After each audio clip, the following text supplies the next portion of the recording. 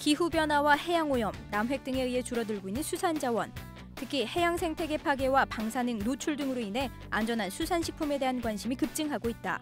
어떻게 하면 웰빙 수산식 재료를 안정적으로 공급할 수 있을까? 또 장기적으로는 우리 바다를 어떻게 풍요로운 바다로 후손에게 물려줄 수 있을까? 안전한 수산식품의 안정적인 공급을 비롯해 바다와 관련된 정책 개발을 담당하는 한국해양수산개발원을 찾았다.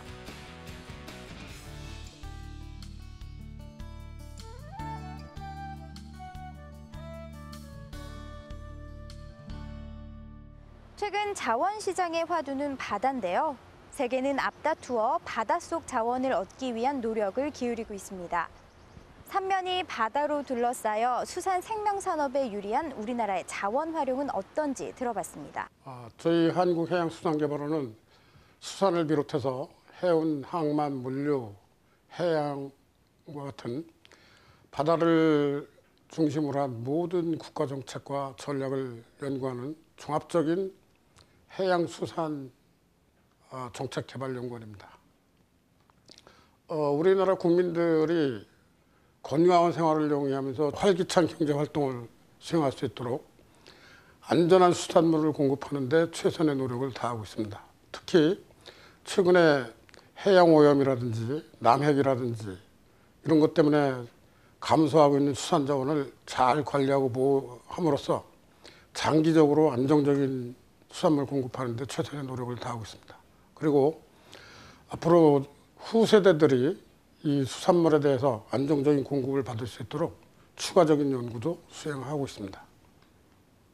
최근에 일본 수산물의 방사능 오염과 관련돼서 많은 국민들이 걱정을 하고 있겠지만은 이 문제에 대해서는 전혀 걱정을 하시지 않아도 됩니다. 우선 세관 당국과 정부 당국에서 일본 수산물의 반입에 대해서 엄격하게 통제를 하고 있습니다.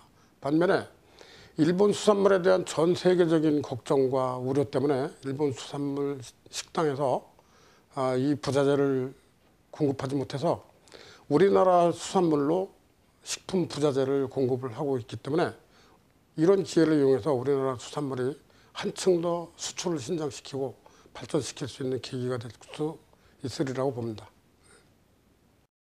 수산식품은 농산물이나 축산물과 달리 손질하기도 힘들고 부패하기도 쉽고 냄새도 나기 때문에 소비자들, 특히 젊은 주부들이 수산물 소비를 꺼리는 경향이 있는 것도 사실입니다. 그러나 최근에 전 세계적으로 이 수산물에 대한 소비 패턴이 크게 변하고 있습니다. 예를 들면 중국을 비롯한 아시아 지역, 프랑스를 비롯한 유럽 지역에서도 수산물이 이제 웰빙 식품으로서 다시 자리매김을 하고 있기 때문에 엄청난 수산물에 대한 소비가 증가를 하고 있습니다.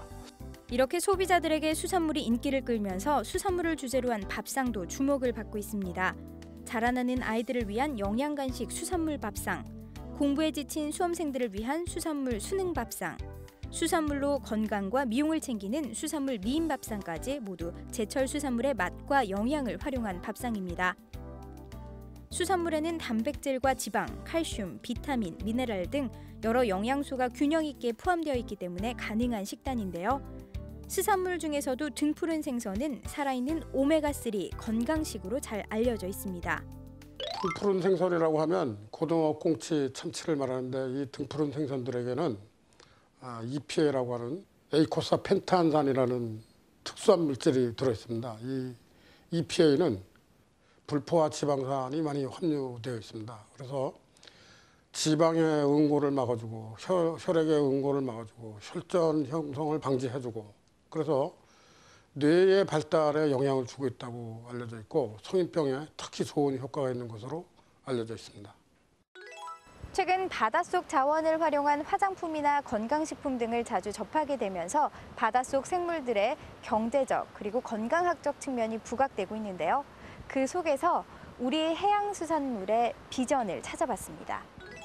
현재 우리나라 수산업은 여러 가지 문제가 있는데 가장 큰 문제가 수산 자원이 고갈되고 있다는 문제, 그다음에 어촌에 종사하고 있는 수산 인력이 감소하고 있다는 문제, 그리고 수산 인력이 고령화되고 있다는 문제를 안고 있습니다. 그래서 우리나라 수산물만 가지고 우리나라 수산 소비를 충족시키는 데는 여러 가지 한계가 있기 때문에 우리 연구원에서는 글로벌 수산 진출 전략이라는 대과제를 추진을 하고 있습니다. 이와 함께 소비자들이 수산물을 즐겨 찾기 위해서는 가격이나 품질 면에서 접근이 쉬워야 할 텐데요. 만약 수산물 생산이 감소 또는 정체하고 있는 상황에 소비가 늘어나게 되면 시장에서는 가격이 오르게 될 수밖에 없습니다.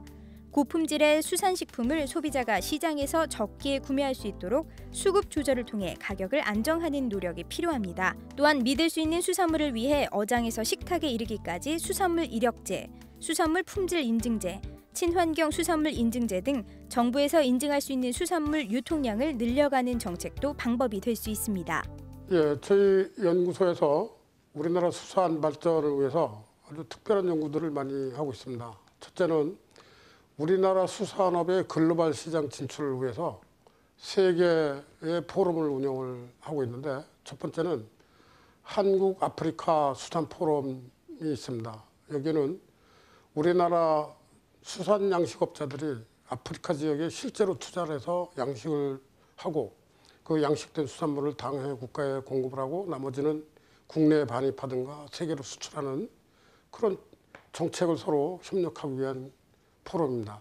두 번째 포럼도 역시 한국과 남태평양 국가들 사이에 포럼을 형성을 해서 운영을 하고 있는데, 여기에도 한국의 수산업자들이 실제로 남태평양 지역에 진출을 해서 거기서 양식을 하든지 참치를 잡든지 이렇게 활발하게 협력할 수 있는 포럼을 운영을 하고 있습니다. 지금 마지막으로는 지금 추진하고 있는 중인데, 한국 수산업과 중남미 지역의 수산업이 협력을 할 수 있는 포럼을 형성을 하고 있습니다.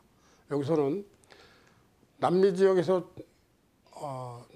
엄청나게 잡히고 있는 그 엔초비에 대해서 협력을 해서 현지에서 어분을 만드는 공장을 세우든지 아니면 우리나라로 수입해서 이 어분을 만들어서 공급하는 쪽에 협력을 특별히 할 것으로 기대를 하고 있습니다. 현재 세계적인 수산 선진국들, 노르웨이나 일본이나 이런 나라들은 수산물 브랜드에 대한 전략적 접근 방법을 취하고 있기 때문에 현재 전 세계 시장을 개척하는 데 상당히 도움을 받고 있습니다. 그에 비해서 우리나라 수산물의 브랜드 가치는 국내에서는 인지도가 상당히 높지만 아직 국제적인 인지도를 높게 받지 못하고 있는 것이 현실입니다. 국제적인 우리나라 수산물 브랜드를 만들기 위해서 수산물 브랜드 가이드라인을 만들어야 될 것입니다. 수산물 생산지의 기준, 수산물 생산 현장의 기준, 수산물 품질의 기준, 상품의 기준, 이런 것들을 종합적으로 대책을 수립해야 될 것입니다.